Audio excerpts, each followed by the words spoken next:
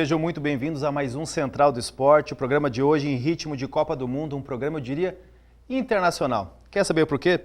Vou apresentar os nossos convidados um a um, começando pelo Estuardo Salazar Naveda, peruano e acadêmico aqui de Engenharia Química da nossa instituição. Tudo bem, Estuardo? Tudo bem. Seja muito bem-vindo ao nosso programa. E representando a ala uruguaia, a Patrícia Normey, que é de Ribeira, Uruguai. Tudo bem, Patrícia? Tudo bom. A Patrícia, que é acadêmica de Ciências Contábeis, né? Isso. Aqui da Universidade Franciscana. E também conosco, Yoshiaki Yamamoto, acadêmico de Direito do curso, estudante, né, do curso de Direito, que não é japonês, mas é descendente de japonês. Tudo bem, Yoshiaki? Tudo ótimo. Seja muito bem-vindo ao nosso programa aqui. E conosco também o de sempre, nosso jornalista, companheiro, amigo Rogério Giaretta Júnior, que não é italiano, mas veio falar conosco sobre o Copa do Mundo. Tudo bem, Giaretta? Tudo bom, Quintana? De descendência italiana, né? Mas radicado, evidentemente, aqui no Brasil, nascido aqui no Brasil. Tudo bem, hoje o Central do Esporte, aí com vários sotaques, né? O pessoal vai perceber ao longo do programa, né? Falando de Copa do Mundo, falando também de Inter de Santa Maria, falando também de futsal. Estamos aí de novo aqui na tela da UFN TV no Central do Esporte. Brincadeiras à parte e descendências à parte, a Itália está fora da Copa. Então, Giaretta veio aqui como jornalista especialista em esportes. Vamos abordar, então, a Copa do Mundo. E esse programa especial a gente trouxe justamente acadêmicos aqui da instituição que representam diferentes nacionalidades para abordar justamente esse evento que envolve o mundo inteiro, inclusive países que não estão participando, todo mundo para na frente da televisão. Inclusive, a gente vai confessar uma coisa: durante a gravação desse programa Central do Esporte, nesta terça-feira, está acontecendo o jogo Japão e Colômbia. Neste momento, são 5 minutos do segundo tempo, 1-1, Japão e Colômbia. Se sair um gol, conto para ti, tá, Yoshiaki? Eu te digo como é que tá o placar, pode ficar tranquilo ali. Mas vamos começar então pelos resultados dos primeiros jogos. A gente vai rodar então Grupo A e Grupo B. Quais foram esses resultados? Porque vou convidar então para essa fala a Patrícia, que envolve justamente a seleção uruguaia, um grupo bastante complicado. Esse jogo, eu diria que era até decisivo. Chegaste a acompanhar, Patrícia? Sim, acompanhei. Foi um jogo bem... Eu olhei, mas assim, um jogo bem morno, né? No primeiro tempo todo, um jogo meio sem graça um pouco, mas aí aos 45 do segundo tempo o Uruguai acabou se salvando, né? Todo mundo esperava que... Eu achei que ia ficar 0-0. Com os gols que o Soares perdeu e aquela bola na trave do Cavani, né? Mas aos 42, 43 do segundo tempo, foi por aí. O José Jiménez, né? Isso. Zagueiro, conseguiu abrir o placar 1-0. A gente também teve nesse mesmo grupo a Rússia, que confirmou o favoritismo 5-0. Praticamente encaminha a classificação, ela precisa apenas empatar com o Egito, ela praticamente encaminha a classificação em função do saldo de gols. E também tivemos no grupo B 3-3, aquele jogo de Portugal. Essa é a maior Espanha. goleada, né, Quintana, até agora da Copa. Muita gente até dizendo que talvez a Rússia tenha sido a sensação dessa primeira rodada pela quantidade de gols marcados na primeira partida. Eu até concordo. Eu discordo um pouquinho, talvez seleção de primeiro destaque. Para mim é uma outra seleção, vou falar ao longo do programa. Mas, de fato, ninguém imaginaria que também a Rússia aplicaria 5 gols na equipe da Arábia Saudita, embora a Arábia Saudita não tenha nenhuma tradição no futebol. Mas 2 bons jogos, né, nesse grupo A. Talvez no pior jogo da Copa, o gol só poderia ser contra. Irã e Marrocos. Nos acréscimos já, né? Exato. Irã e Marrocos nos acréscimos. Gol contra do Marrocos, o Irã venceu por 1-0. E aí tivemos talvez o melhor jogo da Copa até aqui, né? Dessa primeira fase, 3-3 Portugal. Enquanto rodam os gols, a gente vai conversando então sobre essa primeira rodada. Patrícia, mas tu ficou muito nervosa durante o jogo ou tu é uma torcedora mais tranquila? Não, eu sou tranquila, até porque o Uruguai, os jogos são sempre assim, né? Eu sempre digo que ser colorado e ser uruguai é uma mistura bem intensa, porque são jogos tensos sempre. No final sempre dá tudo certo, mas é um jogo um pouco tenso. Eu sou tranquila particularmente, mas eu acredito que para quem é bem mais fã, assim, deve ser bem complicado. E como é que tá a mobilização uruguaia? Porque a gente acompanha o comportamento dos torcedores em Copas do Mundo. Por exemplo, 2010 chegou uma semifinal. E o Uruguai foi jogo a jogo, quase foi eliminado para a Gana. Tinha um pênalti contra nas quartas de final, o Soares colocou a mão na bola, foi expulso, a Gana perdeu o pênalti e na decisão dos pênaltis o Uruguai se classificou para a semifinal. O Uruguai chegou a sonhar novamente em retornar uma final. Como é que tu sente hoje a questão da torcida uruguaia? É bem assim, o país ele para, né? Muito assim, cada vez o Uruguai, assim, os jogadores não, os torcedores, eles são bem fãs mesmo, assim. O país, lá em Ribeira, por exemplo, cada vez que tem jogo, a cidade para e a Montevidéu, a capital também, muito. Então é bem assim, o pessoal tem bastante garra mesmo, assim. Eu acho que isso é uma das coisas que move muito o time, né? Que é importante. Qual é a filosofia do torcedor uruguaio? É lutar até o fim ou fica aquela ambição, aquele sonho da vitória? Em comparação ao torcedor brasileiro. Até o fim, por mais que sempre seja difícil.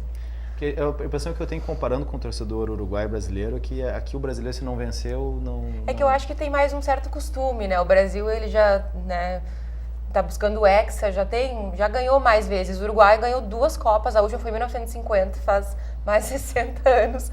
Então, né... O Estuardo e o Yoshiaki, vocês acharam dessa primeira rodada algum jogo que chamou a atenção de vocês? Acredito que o jogo Espanha e Portugal, né, tem sido o jogo que mais tem destaque, até porque eram as 2 seleções mais fortes, né. Acredito que o jogo da Rússia foi muito interessante, né, porque era o jogo de abertura, né, e a seleção anfitriã, né, então acredito que esses 2 jogos foram... O jogo do Brasil foi um tanto quanto morno, né, então, comparado, por exemplo, a Espanha e Portugal, que tá rodando os gols aí, né, mas acredito que os jogos são muito bons, mas acredito que nessa segunda rodada agora os jogos vão ser melhores, as seleções vão estar mais soltas, mais, enfim, mais bem combinadas, né. Você viu que o Yoshiaki tem um leve sotaquezinho português, né? Exato, é um português um pouco diferente do nosso, né? Eu percebi na hora de falar Portugal aqui, né? Ele fez um intercâmbio, tu pegasse o sotaque lá falando, ficando um tempinho em Portugal lá, Yoshiaki? Fiquei 6 meses lá, inclusive uma das seleções que eu tenho, além do Brasil, do Japão, que eu tenho muito carinho é Portugal também, inclusive no jogo de Portugal e Espanha eu estava torcendo para que Portugal vencesse, infelizmente não venceu, né, mas foi um grande jogo. Mas aquele empate saiu com gostinho de vitória, né? Naquela circunstância. Aquele gol do Cristiano Ronaldo, esse golaço aí, ó. Um dos gols mais bonitos da Copa até agora, né? O cara tem uma precisão incrível, ó, ele coloca a bola exatamente onde ele quis, a bola faz uma curva por fora. Agora, eu tenho quase certeza de que a próxima pergunta, enfim, a gente vai introduzir o Estuardo, né, na conversa. E o nome é mesmo, Estuardo. O pessoal daqui a pouco vai achar... E eu tenho a impressão de que se ele pudesse pegar um jogador do Peru, né, na partida do Peru e mandar o cara de volta para casa, mais precisamente de volta para o São Paulo, ele faria isso. É a impressão que me passa. Vamos devagar, Jair. A gente vai chamar daqui a pouquinho os resultados do grupo. Vamos só encerrar de A e B. Né, nesses primeiros jogos, chamou a atenção alguma coisa, Estuardo? O Espanha contra Portugal, né? Foi um jogo muito intenso. É que os 2 países têm muita estrela, sabe? Daí fica aquele jogão mesmo. O Estuardo, além do Peru, torce para mais alguma seleção na Copa? Pro Brasil, né? Eu torço pros 2 e tá difícil na parte do Peru. A minha esperança é que o Brasil tenha bons resultados. Vamos contar um pouquinho a história deles antes de chamar o grupo C e D. Não é uma questão de criar suspense, o pessoal já está acompanhando a Copa do Mundo, mas é que a gente, ao convidá-los, a gente sabe mais ou menos como, digamos assim, o histórico até chegar à nossa instituição. Estuardo, conta pra gente com que idade tu saiu do Peru, aonde tu morava e que idade tu veio aqui pro Brasil e que faculdade. Bom, a faculdade a gente introduziu que é Engenharia Química, mas como é que é a tua vida aqui no Brasil, em Santa Maria? Então, eu vim aqui quando eu tinha 11 anos, depois de um terremoto que teve lá no Peru. A minha mãe decidiu que não queria mais passar por isso, então teve a conversa com a família e decidimos que seria bom vir aqui para o Brasil, que meu pai já estudou aqui, fez a faculdade aqui, então sabia como é que eram os brasileiros, sabia como é que era, que é um pouquinho melhor, o que o estudo é melhor que lá no Peru. Então decidimos vir. Eu cheguei aqui com 11 anos, fiz o colégio aqui, daí passei em Engenharia Química na UFN. E agora estou no 7º semestre da Engenharia Química. Quase se formando já? Quase me formando. Bah, é sofrido, né? Mas a gente tá aí para estudar. Mas que maravilha. E a Patrícia, como é que é a tua história? Como é que tu chegou aqui em Santa Maria, Patrícia? Eu vim pra cá, eu sempre morei, nasci em Ribeira, meu pai é uruguaio, mas a minha mãe é brasileira. E aí eu vim pra cá com 16 anos também, para fazer faculdade, bem nova, né? E aí, porque a minha irmã também veio pra cá antes, fez faculdade, e aí eu fiquei 1 ano com ela se formou e eu fiquei. Aí ela voltou pra lá. E daí eu fiquei aqui, adoro morar aqui, já vai fazer 8 anos que eu moro aqui. Tanto que todo mundo fala, tu é de lá, mas tu não tem nada desse sotaque. Eu acho que quando eu vim morar aqui eu ainda tinha um pouco, sabe? Mas aí fui perdendo. Porque como eu sempre estudei em Livramento, morei em Ribeira, mas estudei em Livramento, o sotaque foi indo embora. E tu, Yoshiaki, tu nasceu aqui no Brasil, teus pais também, mas a tua avó que veio do Japão. Conta um pouquinho a tua história pra gente. Eu nasci aqui em Santa Maria, né? Então sou santamariense, já radicado em Santa Maria. A minha família veio a partir dos meus avós, né, meados da Segunda Guerra Mundial, né, evidentemente por causa da guerra, né, eles vieram para o Brasil e desde então eles estão aqui no Brasil, né, no Rio Grande do Sul especificamente, né. Abre essa camisa que tu trouxe aí para homenagear. Trouxe aqui a camiseta do Japão, né, dá um close ali.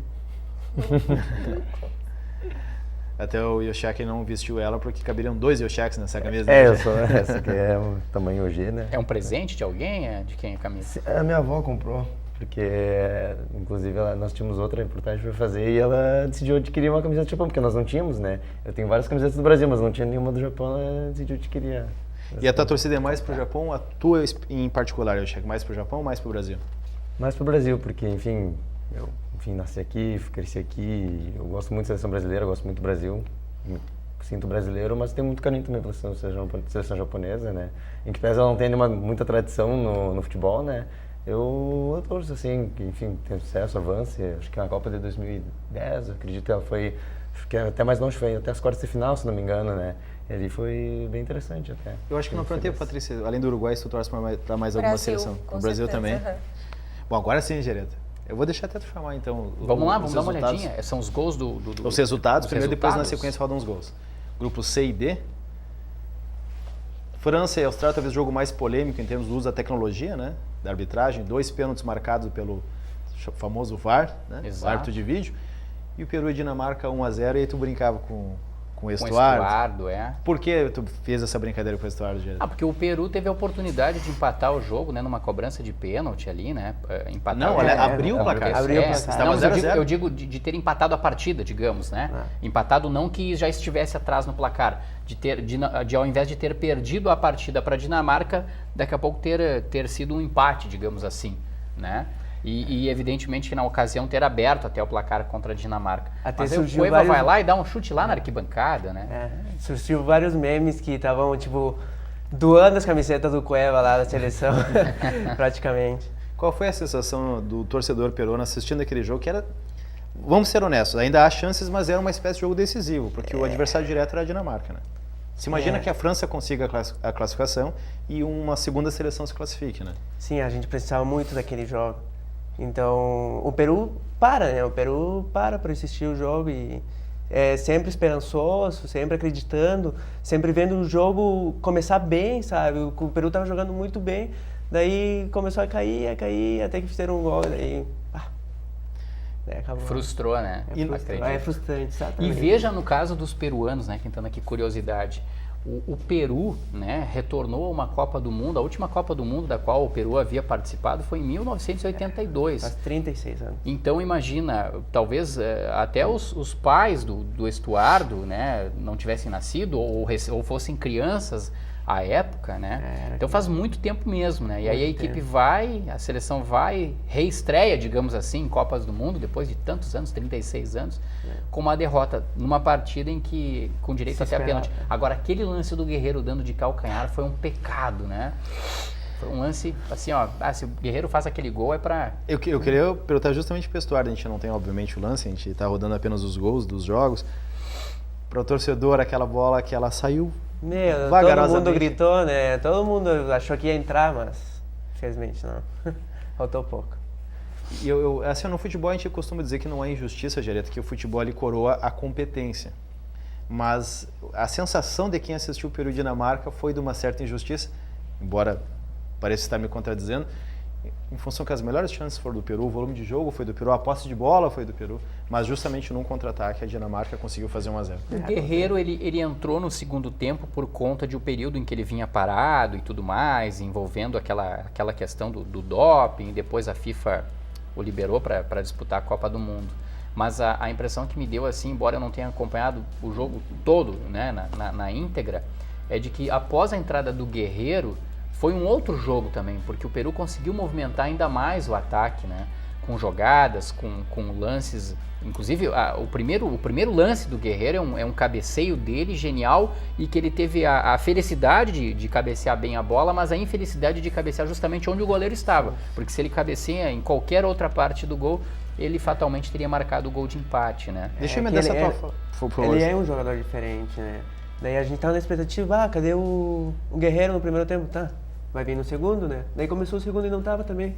Aí, é que não tá no 100%. É desse entender. Era isso que eu ia perguntar para o Estuardo, porque eu tive uma conversa com um colega nosso na segunda-feira, após o fim de semana de Copa do Mundo, o Armando Agostini, nosso editor, e ele também estava torcendo para o Peru e discutindo comigo em relação ao porquê da demora da entrada do atacante Guerreiro. E eu entendi o que o Gareca fez, porque o Peru estava bem na partida. Inclusive no momento que o Peru toma o gol da Dinamarca, o Peru jogava melhor. Se ele mexe, eu acho que fica aquela sensação, o Guerreiro não está 100%, não sabia a condição de jogo e mexendo no momento que o Peru estava melhor na partida, poderia mudar o sistema de jogo, que o Guerreiro é um jogador mais centralizado, é mais o centroavante. Mas para o torcedor ficou essa sensação que ele poderia ter entrado antes. Claro, a gente esperava, acreditava que no segundo tempo já ia estar ele, sabe? Então...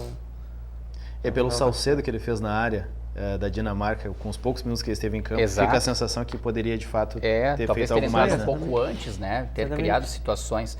Mas eu acho que nada também tira o brilho do Peru ao retornar uma Copa do Mundo. E Estuardo, faltam 2 rodadas ainda nessa primeira fase. Dá para buscar uma classificação. Dá para buscar, mas contra a França vai ser difícil, né? Mas a gente vai torcer de qualquer maneira.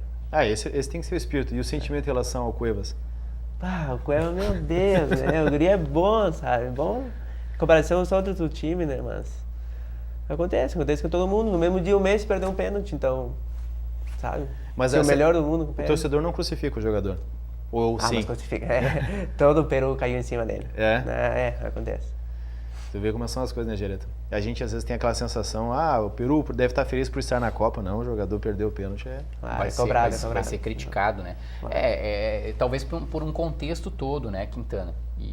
Acho uma expectativa, né? Exato. Também por ser, no caso do Messi, o melhor jogador do mundo todo, não tem como, é inevitável tu não criar essa expectativa. Evidente. Aliás, o Estuardo tá com a camisa do Peru aí embaixo, aí, né? Sim, você tem aqui. Na Copa. É exatamente isso. Então cria-se uma expectativa, afinal foram 36 anos, né? 3 décadas e meia aí aguardando para ver o Peru disputando uma Copa do Mundo. E aí o Cueva tem a chance de marcar o gol e acaba desperdiçando, né? Chutando para fora. Já foi tão sofrido chegar lá, não se classificar. Foi tão sofrido e chegamos aqui. Mas não é o fim da Copa para o Peru, não. Eu acho que ainda dá para buscar, embora haja adversários difíceis no grupo ainda. Mas dá para buscar uma classificação. Esse é o mistério da Copa do Mundo, eu acredito. Às vezes a gente tem aquela análise, todo mundo acha que participa de algum bolão, né? Vai palpitando os resultados e todo mundo sempre vai apostar no favorito. Quem é que vai apostar na zebra, né? Embora se acertar a zebra também a pontuação é absurda. Faz sozinho, leva sozinho o bolão, né? Mas a Copa do Mundo, por serem jogos decisivos, são 90 minutos, é um jogo só. Então as seleções jogam diferente. Eu brinquei com um amigo meu que é uma espécie de intersérie com grifos, aqueles jogos escolares, porque eles jogam com todo o gás, o esquema tático muitas vezes até é deixado de lado pelo empenho, pela forma com que os jogadores se doam em campo. A gente teve algumas zebras nessa primeira rodada, daqui a pouquinho a gente vai abordar. Então, daqui a pouco, num jogo onde o Peru dá a vida e a França com uma certa prepotência, acho que vai ganhar o natural. Né? Acho que para finalizar, de grupo C e D, o resultado da Argentina. Surpreendeu vocês? Islândia e Argentina 1-1? A mim surpreendeu, Quintana. Eu esperava mais a seleção argentina, inclusive no programa Central do Esporte anterior eu colocava e continuo colocando a Argentina entre aquelas equipes que podem surpreender e vir a ser campeã da Copa do Mundo este ano. Jamais imaginaria, por exemplo, que o Messi perderia um pênalti. E, na minha opinião, ele bateu muito mal. Ele bateu de uma maneira em que o goleiro, de fato, poderia pegar a meia altura. Foi uma surpresa, sim. Enfrentava uma seleção que, é verdade, é uma espécie de sensação na Europa por chegar pela primeira vez a uma Copa do Mundo, por ter ido bem nas eliminatórias. Na Eurocopa. Na Eurocopa também, mas eu esperava mais da Argentina. Nem que fosse uma vitória por um score mínimo, mas eu esperava mais da Argentina, sim. A mim me surpreendeu, mas não tanto, porque a Argentina nas eliminatórias já não vinha tão bem. Até tinha, enfim, grandes dificuldades no sistema de jogo. Tem um excelente time, tem excelentes atacantes. Se tu olha pro banco da Argentina, tem jogadores que seriam titulares em qualquer seleção, como Higuaín, Dybala. Mas desde as eliminatórias a Argentina tem tido dificuldade na sua formatação do sistema de jogo. Então, principalmente o sistema defensivo, né? Exatamente. Então, o resultado surpreende por ser a Islândia, enfim, uma seleção novata em Copa do Mundo, mas a Argentina não vinha jogando tão bem assim, né? Então, talvez não surpreenda tanto assim, né? Que a Argentina tenha tropeçado. E a Patrícia, porque existe uma rivalidade Uruguai-Argentina também, né? Existe sim, muito, inclusive. Eu achei que ia ser melhor também, concordo com ele. Mas eu acho que na verdade todos os jogos até agora, que cada país jogou, teve um jogo só, todo mundo esperou muito e realmente não foi o que todo mundo esperou, tanto o Brasil quanto o Uruguai, quanto todos aqui. Mas ainda tem muito jogo, né? Acho que dá pra esperar, ainda tem muita esperança que vai melhorar. Daqui a pouquinho a gente faz o nosso bolão dos próximos jogos, né? Vamos ver quantos jogos nós vamos acertar. Mas é interessante que o Brasil e a Argentina têm a rivalidade. Para os brasileiros, os argentinos são os maiores rivais, mas para os uruguaios também, né? O país que possui uma rivalidade. Rivalidade. E tu, Estuardo? Eu me surpreendi, né? Porque eu vi o Cristiano Ronaldo jogando muito, daí eu pensei, o Messi vai se puxar, né? Porque eles estão ali, o Messi vai fazer um jogo diferenciado, mas não foi tão bom, né? Eu não sei, eu acho até não é tanto o caso do Messi, mas eu acho que às vezes essa cobrança Claro, do desempenho individual, às vezes até acaba prejudicando a própria seleção, né? Em função de que, no caso do Brasil, que a gente vai abordar em seguida, existe uma necessidade do Neymar ser protagonista e existe uma pressão. O próprio Sampaoli na Argentina já disse, o Messi, a gente joga em função do Messi, ou seja, já há uma estrutura esperando o protagonismo, né? E às vezes no futebol, que é um esporte coletivo, às vezes acaba sendo até um problema. Vamos adiante então, rodar então os resultados e os gols do grupo E e F. Costa Rica e Sérvia, de certa forma já era esperado, a Sérvia é um certo favoritismo. Brasil empate com a Suíça, nós vamos abordar agora enquanto os gols. E aí sim, talvez a considerada primeira zebra da Copa do Mundo, a vitória do México 1-0 sobre a atual campeã, a Alemanha. E a Suécia vencendo a Coreia do Sul num jogo muito morno, um jogo bastante. Nós vamos, enquanto roda os gols, a gente vai debatendo esses assuntos. Em primeiro lugar, Brasil e Suíça. O que dizer desse jogo? Surpreendeu o resultado, Quintana. Embora a Suíça não é uma seleção fraca, não.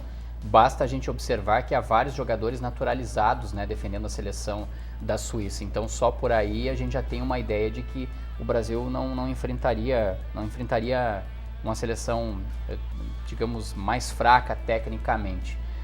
Eu continuo achando que o Gabriel Jesus foi prejudicado no agarrão, é um detalhe que eu coloco. O empurrão ali sofrido pelo Miranda, até dá para deixar passar e tal. Daqui a pouco o jogador da Suíça tentou evitar um choque com ele, e por isso colocou o braço e conseguiu cabecear. É uma bola que daqui a pouco o próprio Alisson, né, o goleiro do Brasil, poderia ter saído no lance. Agora o lance sobre o Gabriel Jesus eu entendo que foi falta. E aí a gente está vendo já o gol talvez do resultado mais surpreendente até aqui, né? Tu viu, tu falou de arbitragem, isso é um alarme, né? Exato. Não pode falar de arbitragem. Não fala mais, deixa pro VAR, né? Deixa pro VAR. Isso aí, não cria polêmica. Então, eu acho que, e coincidentemente agora o gol da Suécia, né, acaba sendo marcado a partir de uma decisão. Agora, para mim, o México, eu acho que é a grande sensação e é a grande seleção dessa primeira rodada da Copa. Eu vou dizer por quê. Porque ele venceu a Alemanha, que é considerada a favorita, né? E aí a gente resgata aquela história do 7-1, pelo menos para nós brasileiros, né? E a Alemanha martelou o jogo todo, martelou, não marcou gol, e o México teve a oportunidade de não só fazer um gol, mas fazer mais do que um gol. Então, para mim, pelo menos até o momento, né?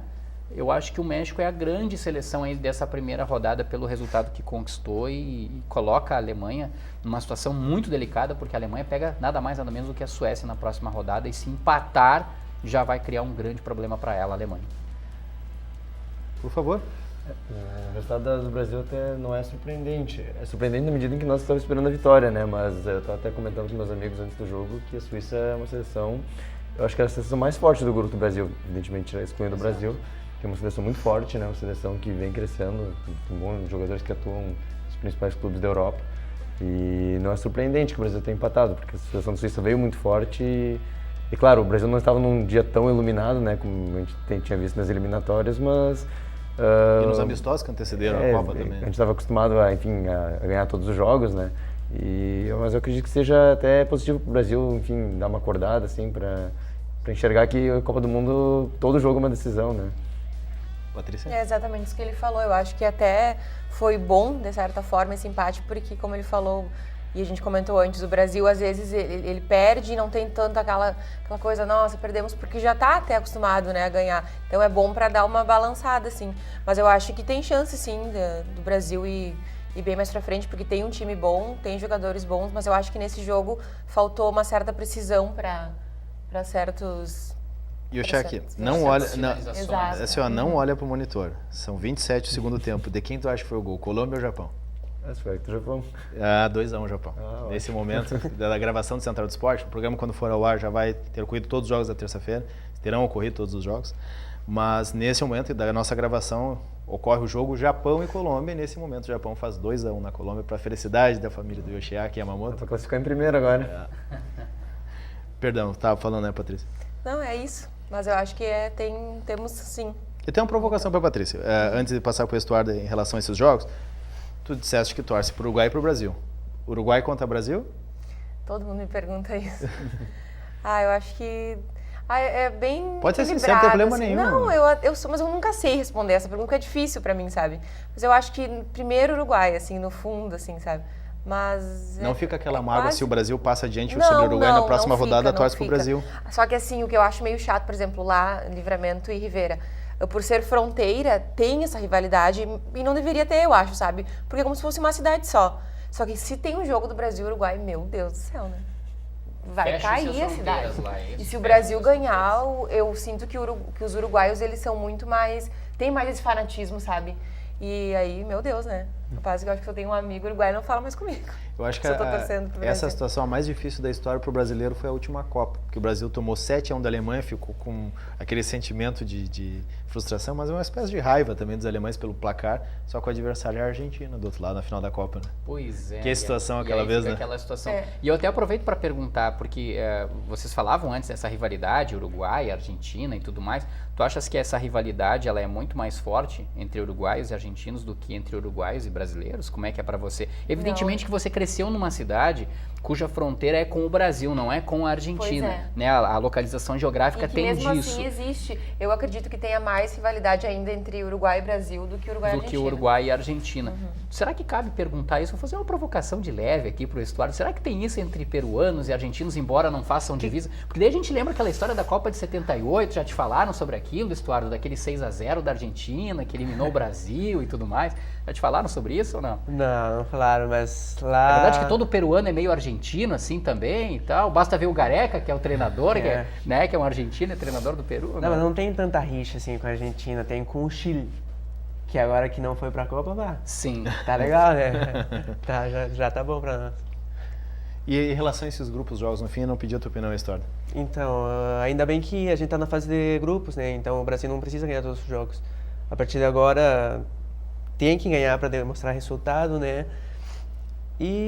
Mas eu esperava mais, realmente esperava mais do jogo. Eu achei que iam ganhar, até de diferença de 2 gols, e não aconteceu, né? Em relação à rivalidade Brasil-Uruguai, Uruguai-Argentina, Gereta, talvez é que a Patrícia ela mora justamente numa cidade de fronteira, ela sente essa questão da rivalidade com o Brasil, como ela acabou de dizer, em dia de jogos Brasil-Uruguai.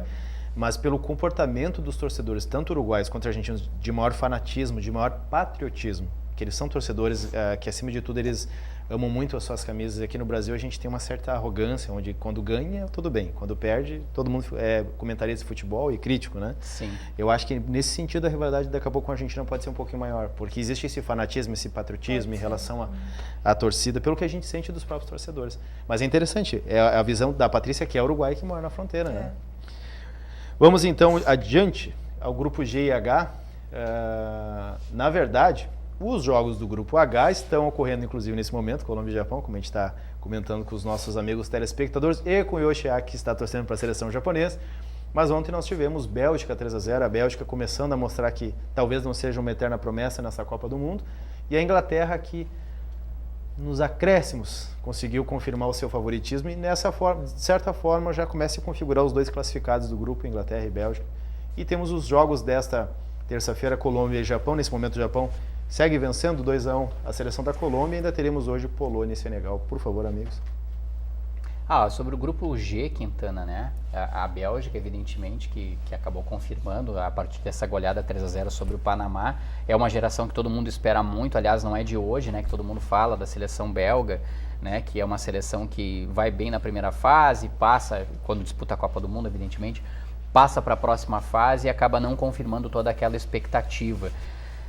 Acho que a Bélgica fez o papel dela, né? Cumpriu o papel de ter vencido o Panamá estreando em Copa do Mundo, né? Com 3 gols, inclusive esse primeiro gol da seleção belga foi um gol muito bonito também, já está, acho que entre um dos mais bonitos da Copa.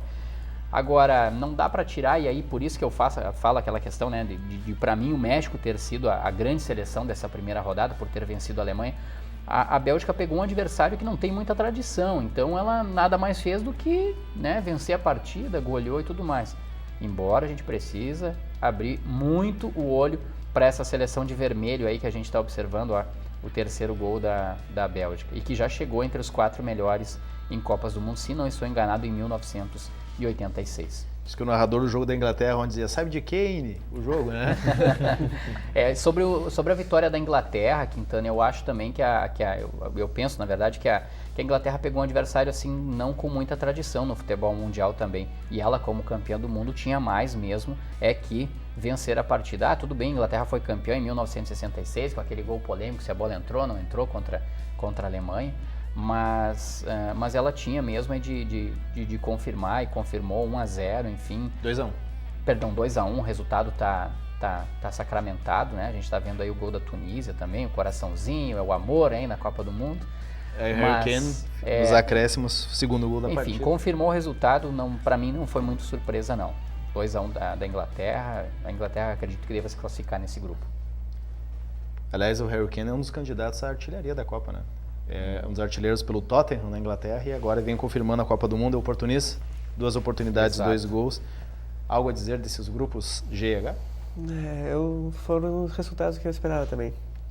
A Patrícia não. Também. Teve uns que eu não assisti e o resto não teve nada muito surpreendente. E o H ainda os jogos estão ocorrendo nessa terça-feira. E aí, Chaco, o coração tá pro Japão? Eu não vou nem perguntar muito do grupo H, né? A expectativa, né? Pra acabar o jogo já terminar esse resultado, 2-1 daqui. Por enquanto tá bom. Faltam 7 ficar. minutinhos. Até o final, acho que até o final desse bloco aqui, vamos ver quanto tempo a gente... até o final do bloco acho que acabou o jogo. Aí tu pode ir pra casa comemorando, quem sabe, a vitória, né? Em relação a essa primeira rodada, o nível da Copa do Mundo para vocês até então, em seguida a gente vai rodar a tela com os próximos jogos, onde eu vou querer ouvir o palpite de vocês. Pode ser com o coração, pode ser com a razão, não tem problema nenhum. Mas em relação ao nível da Copa do Mundo até então, para vocês agradou? Sim. Por que agradou? Quero saber de vocês então. Agradou, mas a gente sempre espera mais, né? Sim. Jogos mais emocionantes, né? Mas não aquela coisa do 1-0, 1-1. Mas que emoção maior que aquele jogo do Uruguai, em que o Uruguai ia empatar sim, e aí faz o gol nos acréscimos, mas é que aí já é um jogo mais praticamente. tenso do que emocionante, né? Porque a gente fica muito tenso. Nós estávamos assistindo juntos, né? Sim. Aquele gol que o Soares perdeu 2 gols, né? Mas teve um que a gente O gritou Soares. gol e a bola... A gente torce para os times sul-americanos, cada um especial por algum motivo. Eu tenho a questão da minha descendência familiar, mas eu tenho muito carinho pelo povo uruguaio por um período da minha vida, inclusive a Copa de 2010. Vai ser uma longa história, a gente já comentou aqui no Central do Esporte, mas a gente acaba torcendo de verdade para essas seleções, só que aquele jogo a bola parecia que não ia entrar, o Cavani acertou uma bola na trave, o Soares perdeu 2 gols. Com 2 atacantes ótimos, né? Então é isso que... Mesma coisa aconteceu com o Messi. A gente cria essa expectativa, bota essa pressão no jogador. E não aconteceu. E a Argentina, inclusive, a gente até não comentou antes, Jareta, talvez do meio de campo para frente é uma das melhores seleções do mundo agora. O sistema defensivo no gol da Islândia, eu nunca tinha visto isso. 3 cruzamentos em sequência e ninguém da Argentina... interceptar a bola, né, nesse primeiro jogo.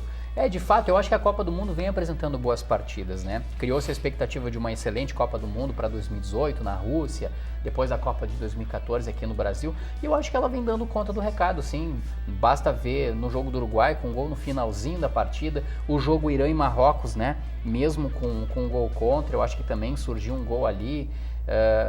Não quero errar, mas se não me engano a gente não teve nenhum 0-0 agora. Não, até agora não. Não teve nenhum 0-0. Então Graças ao gol contra do Marrocos não tivemos nenhum. Então a gente teve gol em todas as partidas, né? O jogo da Alemanha com o México, então, para mim foi sensacional aquela partida. O que falar então de Portugal e Espanha, né? 3 gols para cada lado, com direito a 3 gols do Cristiano Ronaldo. E com todo aquele malabarismo da bola no terceiro gol. Eu acho que a Copa do Mundo de 2018 ela vem cumprindo o papel dela. Jogos emocionantes, bons jogos de se assistir. É uma pena, Quintana, que às vezes a gente não consegue acompanhar todos, né? Mas eu acho que ela vem... A gente tem que trabalhar também, Exatamente. Né? Os horários Ela vem tanto que neste horário, neste momento a gente está gravando Central do Esporte e tem jogo da Copa, a gente não está conseguindo acompanhar de cabo a rabo. Mas a verdade é essa, acho que a Copa de 2018 vem apresentando boas partidas, sim. Mais alguma opinião, então, sobre essa primeira fase? Tá tranquilo?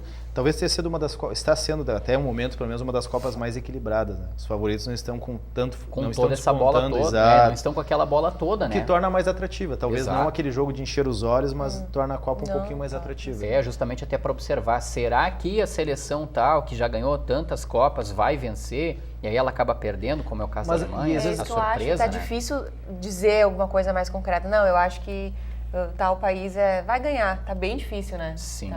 Acho que é meio... Vamos então aos palpites? Vamos fazer o bolão aqui do Central do Esporte. Hoje é um bolão internacional. Nós temos peruanos, uruguaios, descendentes japoneses, Violeta e eu aqui vamos opinar. Eu vou por último aqui, eu vou chamar a opinião do pessoal aqui. Vamos lá então. Nós temos o grupo A e grupo B. Rússia e Egito, Uruguai e Arábia Saudita. Estuardo. Ganha Rússia e Uruguai. Patrícia? Também acho. Eu achei que ela ia falar que a Arábia Saudita venceu o Uruguai. Ah, Eu com fiquei certeza. esperando Vai ser ela falar 2-1 isso. ainda, vou Fiquei dizer. esperando 2 a 1 ela falar Uruguai. isso. 2-1 Uruguai. E a Rússia vence o Egito. Com Salah em campo, Também tudo. acho. É. Olha só, Tem o Yoshak. Salah. Eu apostaria também na Rússia e no Uruguai. Jareta. Eu vou de Uruguai, sem dúvida nenhuma. Acho que é uma seleção que eu gosto muito também. Né? E Rússia e Egito, eu acho que se o Salah estiver em campo, acho que o Egito pode surpreender a seleção russa, mesmo a Rússia tendo vencido a primeira partida por 5-0. Eu concordo. Eu penso que o Uruguai deve superar a Arábia Saudita, talvez com aquela dificuldade inicial normal de Copa do Mundo, né? Mas o Rússia e Egito deve ser um bom jogo para assistir, ainda mais que o Salah é o jogo da vida da Rússia. A Rússia precisa, o Egito precisa mais do que nunca do resultado positivo, do contrário, praticamente vai estar fora da Copa. Portugal e Marrocos, Irã e Espanha, não sei se eu preciso tem nem o que perguntar, né? Eu acho que tem um Portugal e favoritismo Espanha. bem explícito Alguém aí. fora. Embora não existe jogo jogado, né, Quintana? E colegas aqui hoje de Central do Esporte, mas acho que dá Portugal e Espanha ali, né? Vamos adiante, então? Dinamarca, Austrália, França e Peru, Estuardo. E agora, Estuardo? Fala o coração, fala a razão. Não, o coração, né? Eu vou torcer pelo Peru, mas... E espero que o Peru ganhe. Daí, e torço pela Austrália. Daí no outro... Para embolar o grupo, né? É, exatamente. Patrícia? Também, Peru e Austrália e Dinamarca, não sei se eu me arriscaria a dizer muito, mas acredito que a Austrália também. Yoshi? Do palpite racional, eu daria o palpite, o Stuart vai me desculpar, mas eu daria o palpite na Dinamarca e na França. Mas até pela França, enfim, ser uma das seleções favoritas ao título, seria interessante que o Peru ganhasse, né? Enfim, para eliminá-lo do caminho, enfim, para facilitar o caminho do Brasil, né? Mas acredito que o Dinamarca e a França vão acabar levando. Jareta? Eu acho que da Dinamarca contra a Austrália. Evidentemente que eu vou torcer para o Peru contra a França, mas acho bem difícil mesmo a seleção peruana superar a seleção francesa. Mas nada é impossível, né, Estuardo? Exatamente. E eu vou torcer para o Peru mesmo, vou ficar acompanhando o Peru. Grupo D, vamos lá. Argentina e Croácia, Nigéria e Islândia. Acho que da Argentina e... 0-0. Primeiro 0-0. Primeiro 0-0, Nigéria e Islândia. Nigéria e Islândia. Duas boas defesas, mas ataques não tão bons assim. Interessante o palpite do Estuardo. É esperto, hein? Patrícia? Eu acho que da Argentina e Islândia. Argentina e Islândia. Yoshak? Eu apostaria no empate entre Argentina e Croácia. A Croácia tem uma excelente seleção. Até melhor que a da Islândia, né? E como eu disse, a Argentina, para mim, não tem um sistema de jogo, uma formatação de jogo boa. E acredito no empate ou uma vitória da Croácia até. E eu apostaria na Islândia. Yoshak é meio adepto à filosofia Maradona e não gosta muito de São Paulo, hein? Eu acho que é bem nessa linha aí mesmo. Quintana, olha, se tem um grupo que tá difícil falar o resultado, o mais equilibrado, não tem o dúvida. grupo D, viu? E eu vou misturar um pouquinho a minha opinião com a do Yoshak e também com a do Estuardo. Olha, Argentina e Croácia, eu não sei se a Argentina vence a Croácia não, hein? Eu vou colocar assim, é difícil de apontar um resultado. Eu até daqui a pouco ficaria com empate, sim, entre Argentina e Croácia. E Nigéria e Islândia, eu acho que é muito aberto, pela atual situação que a Islândia passa, né, pelo atual momento. E eu acho que a Nigéria decepcionou um pouquinho na primeira rodada, tendo tomado 2 gols da Croácia, né? Daqui a pouco a gente esperaria um pouco mais a Nigéria. Olha, eu colocaria assim como, se tem 2 jogos que é difícil de apontar um prognóstico para essa segunda rodada de grupos da Copa do Mundo, os 2 jogos estão no grupo D, Argentina e Croácia, Nigéria e Islândia. Racionalmente, eu imagino que a Argentina seja superior à Croácia. Agora, se a Argentina não conseguir superar a Croácia, pode inclusive ficar fora. Pode inclusive ficar de fora da próxima fase. Tamanho equilíbrio desse grupo. Eu acho que tem um equilíbrio muito forte. Não vamos nos surpreender se houver 2 empates aí, viu? De fato, vamos então aos próximos jogos. Grupo E e F. Brasil e Costa Rica, Sérvia e Suíça. Sérvia e Suíça, de certa forma, um jogo que decide, né? Quem é a segunda força do grupo. Um jogo equilibrado, viu? Não é Brasil. jogo jogado para a Sérvia, é um jogo equilibrado. A Suíça vai ser casca grossa. Não, pelo que vocês falavam anteriormente, a Suíça seria a favorita nesse resultado, né? Pela fala Eu do... acredito. Vai ser casca grossa, acho que tem tudo para dar um empate aí. Brasil e Costa Rica, aqui a gente tem aquela questão da emoção, da razão, mas eu acho que tanto a emoção quanto a razão colocam uma vitória brasileira ainda. Eu diria que se o Brasil não ganhar da Costa Rica, não precisa Nós nem podemos continuar voltar na para Copa, casa, evidentemente, né? Não vai passar de fase. Então, unanimidade nas opiniões então em relação ao grupo E. Vamos ao grupo F, um grupo que começa a ficar... Aliás, o grupo F é bastante interessante essa próxima rodada, porque ela também é uma rodada decisiva. Se chega a dar uma nova zebra com a Alemanha, Jareta, e aí? Olha, Quintana, eu arrisco dizer que se a Alemanha empatar com a Suécia e o México vencer a Coreia do Sul, a Alemanha está fora da Copa, gente. porque a Suécia iria 4 pontos, a Alemanha ia ficar com apenas 1 ponto enfrentando a Coreia do Sul na última rodada. Suécia e México, a partir de uma vitória do México sobre a Coreia do Sul, poderiam jogar por um empate e eliminar uma tetracampeã e atual campeã do mundo. Então, veja a situação da Alemanha. Ou a Alemanha vence, ou a Alemanha está fora da Copa. Mesma situação da... Palpite. Eu acho que o México ganha e eu gostaria que a Alemanha ganhasse. Para continuar vendo os jogos deles. A Alemanha ter sequência na Copa. Para ter sequência, claro. Patrícia? Eu acho que o México ganha também, apesar de que eu não queria que ganhasse, né? Porque a linha o Uruguai provavelmente, se der tudo certo, pega o México no final ali, né? Arábia Saudita, Rússia e México. E aí eu não, acho que não ganha, sinceramente. Mas eu acho que nesse caso ganha México e Alemanha. México e Alemanha. E hoje? Eu também, México e Alemanha. Inclusive, se a Alemanha ficar em segunda, nós pegamos a Alemanha, se nós estamos em primeiro. Isso o Brasil é um pega a problema Alemanha nas seríssimo, oitavas. né, para os oitavos de final. Tem mais essa... eu Não, acho interessante. mas na verdade o México, com a vitória sobre a Alemanha, depende só de si para confirmar a primeira Exato. colocação. Então, além da Alemanha, bom, digamos que a Alemanha consiga superar a Suécia e siga adiante na Copa do Mundo. Pode enfrentar o Brasil. Palpite, Gereta. Olha, Quintana, é inevitável a gente dizer que o México vence a Coreia e que a Alemanha vence a Suécia. Mas eu pego principalmente o segundo jogo ali do grupo F, Alemanha e Suécia. A Suécia pode surpreender, já surpreendeu na primeira rodada. A Alemanha não apresentou tudo aquilo, tanto que perdeu para o México, embora criou várias situações, como eu já falei aqui.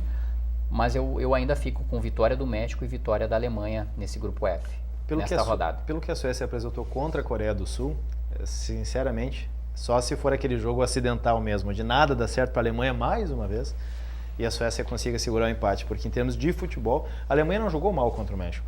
A bola, só a Alemanha, ela teve dificuldade justamente pela linha de marcação que o México propôs e a saída em contra-ataque. Mas eu acredito que a Alemanha seja a favorita para esse jogo, assim como o México, mas eu acredito que o México fique em primeiro no grupo e possa ter Brasil e Alemanha nas oitavas. Vamos adiante então ao grupo G e H, finalizando os palpites, esse bloco do Central do Esporte, nosso bloco internacional, né? Rogério Gereta. Da Bélgica contra a Tunísia. Novamente os favoritos? Favorito. Bélgica e Inglaterra. Inglaterra também, né? Todo mundo? Ninguém vai apostar no Panamá, gente? Não, é muito Ninguém? difícil, Então, é estreante em Copa, é muito difícil. Então vamos para o grupo H. Lembrando Lembrando que a gente teve, está encerrando o jogo, está nos acréscimos, viu, Yoshaki? Segue ganhando o Japão. Japão e Colômbia, a gente não tinha o resultado do jogo Senegal e Polônia, a gente nem sequer viu o desempenho dessas duas seleções para poder ter um palpite em função da gravação do Central do Esporte. Mas vamos lá, Japão e Senegal e Polônia e Colômbia. Eu acho que dá Japão e Colômbia. Também, Japão e Colômbia. Eu também, até porque o jogo mais difícil seria com a Colômbia, em tese, né? Então acredito que é possível passar. Eu acho que é importante a gente não esquecer que Senegal na Copa de 2002 eliminou a França, né? Exato. Na fase de grupos, e a França era a atual campeã. Então eu acho, com todo respeito ao Japão aqui do nosso colega, o Japão tem que abrir o olho, tem que ter muito cuidado com a equipe de Senegal. Mas o Japão, pelas participações em Copa do Mundo, né? Pela quantidade de participações em relação a Senegal, o Japão, Polônia e Colômbia, eu fico com os colombianos torcendo aí para uma equipe sul-americana. Está feito o bolão, então, dos próximos jogos, da próxima fase da Copa do Mundo. Queria muito agradecer a presença de vocês. Nosso programa hoje foi internacional, com representantes do Peru, Uruguai, descendentes japoneses. Meu colega Rogério Gereta Júnior, que é descendente de italiano. Isso, né? Que está fora da Copa. Que está fora da Copa, né? E que é uma pena, convenhamos, né? Faz falta. Itália e Holanda, não tenha dúvida. Mas eu queria agradecer e justamente propor essa integração, né, entre acadêmicos aqui da nossa instituição, num momento tão oportuno, uma Copa do Mundo, né, onde todo mundo se envolve. Né? Queria agradecer e desejar boa sorte ao Peru, ao Uruguai, ao Japão, mas também ao Brasil. Todos já admitiram aqui também torcem para o Brasil. Obrigado, viu, pessoal? Obrigado. Tu fica comigo, Rogério Gereta Júnior. Nós vamos falar ainda de futsal e também do Vinícius Munhoz. Deu adeus ao Internacional de Santa Maria e também um recadinho do Santa Maria Soldiers. Não sai daí.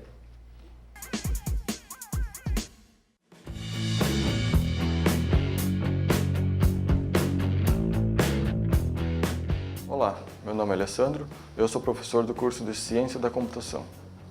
O curso de Ciência da Computação forma profissionais altamente qualificados para o mercado de trabalho. Dentre as ênfases do curso estão robótica, microeletrônica, desenvolvimento de aplicativos, desenvolvimento de softwares, etc. Meu nome é Anderson Ribeiro Ribas, sou acadêmico do curso de Ciência da Computação. Aqui no curso nós estudamos várias áreas da computação. Além da parte teórica, aqui nós temos um embasamento prático muito forte que nos dá uma uma ênfase, uma preparação para o mercado lá fora. No curso nós temos diversas áreas.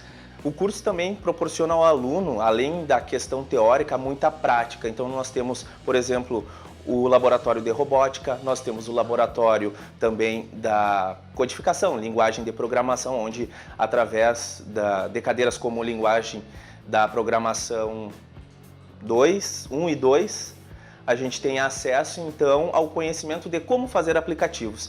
E essa particularmente é uma das cadeiras que me chamou mais atenção, porque é onde eu consigo colocar em prática todo aquele conhecimento do início do curso para a tela do computador, onde eu vou conseguir fazer funcionar o aplicativo, fazer funcionar, ou melhor, solucionar o problema que o professor e que futuramente o mercado vai me trazer. Então o curso, além de toda essa questão teórica, prática, ele propicia ao aluno também o desenvolvimento do seu conhecimento através da pesquisa científica. Voltamos com o Central do Esporte, agora falando das notícias dos esportes locais. Comigo aqui o Rogério Gereta Júnior. Gereta, o adeus do Vinícius Munhoz. A gente trouxe ele no último programa Central do Esporte. Ele dizia, vou descansar, ele não quis dar resposta para nós.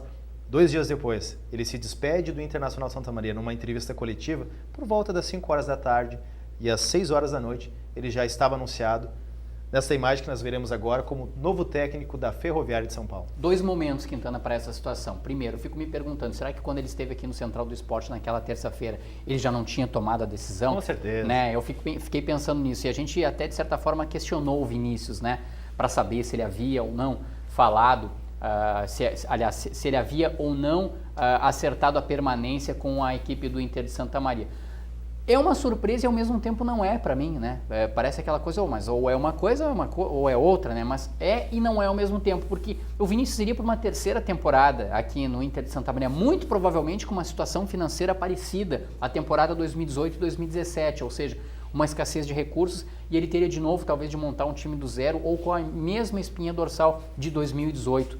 Talvez isso tenha pesado na hora da decisão. E era óbvio que pela campanha que ele havia feito no ano passado e também neste ano, levando a equipe sempre no limite, sempre ao jogo decisivo para a divisão de acesso, que o assédio viria. A surpresa para mim é que veio do interior de São Paulo, veio da equipe de São Paulo. Eu acreditava muito que o Vinícius Munhoz pudesse receber um convite de daqui a pouco até de uma equipe aqui do Rio Grande do Sul para ser técnico do Gauchão de 2019, de uma equipe da Série A. Daqui a pouco o próprio Pelotas, mesmo tendo o Paulo Porto, daqui a pouco o próprio Aimoré, tendo o Arilson, ou daqui a pouco de alguma outra equipe, um Veranópolis, né?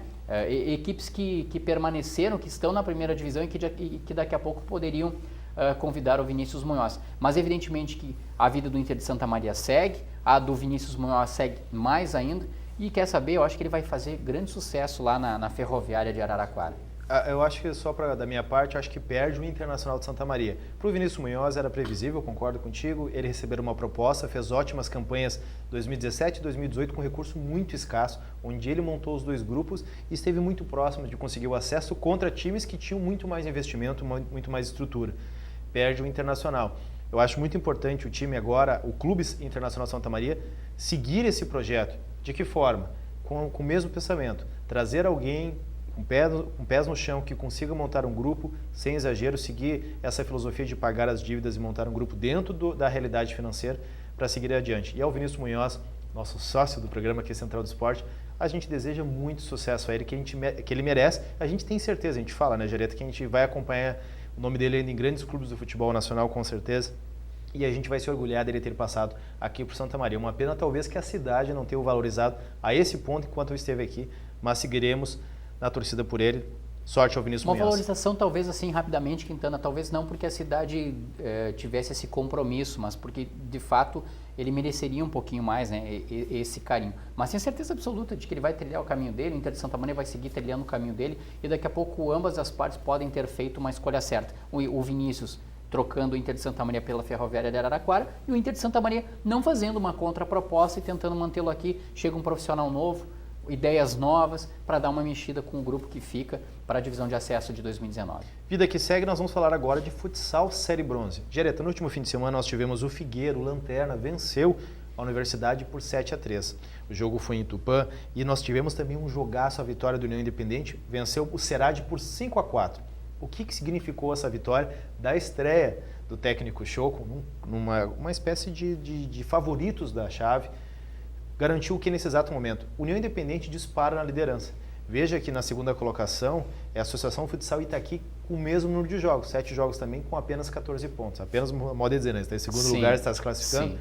Mas o União começa a acumular uma gordura e se solidificar cada vez mais na primeira colocação. Olha só onde está o Serade.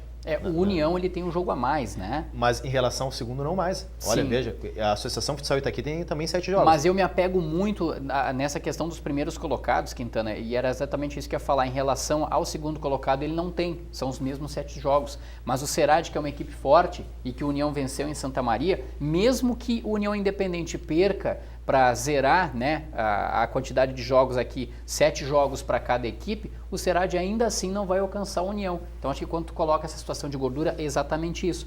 Tem uma diferença ali que o União conseguiu se colocar e agora acaba sendo o primeiro colocado do grupo. Mas tem muito chão pela frente ainda, né? Tem muitos jogos ainda pela frente. A destacar os times nossos aqui da região central, né? O La Máquina de São Cepé seria hoje o último classificado, o Gaúcho de Tupã na 4ª colocação, se classificando, o La Máquina de São Cepé na 5ª colocação, que garante classificação.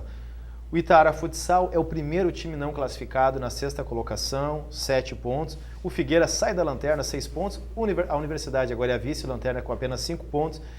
E o time de Santa Vitória do Palmar, com uma partida a menos, é agora o atual lanterna com 3 pontos. Vamos aos próximos jogos, então. Nesse fim de semana, sábado, às 8 horas da noite. Justamente o lanterna, o time de Santa Vitória do Palmar, vai enfrentar o time de Itaara. Uma viagem longa, Essa viagem é complicada, né? São mais de 600 quilômetros para ir, depois mais de 600 quilômetros para voltar, mais de 1.000 quilômetros a equipe de Itaara vai ter que fazer. Precisando da vitória. Talvez, pela posição da tabela da equipe de Santa Vitória do Palmar, o maior adversário da equipe de Itaara seja propriamente a viagem. Não estou dizendo que é jogo jogado, não estou dizendo que a equipe de Itaara é favorita, mas encarar uma viagem longa para pegar um adversário no sul do estado, sendo que o adversário é um lanterna, de certa forma me coloca psicologicamente essa situação aí em que a viagem pode ser o maior obstáculo da equipe de Itaara. Finalizando a rodada então, União Independente pega o Figueira de Tupã-Seretã, União Independente mais uma vez favorito, jogando aqui em Santa Maria, e o Gaúcho de Tupã enfrenta a Universidade em Tupã. Está na hora da equipe da Universidade vencer, né? Ela precisa vencer se ela ainda quiser, se ela quiser almejar uma vaga na próxima fase, ela precisa vencer mesmo que a partida seja fora de casa.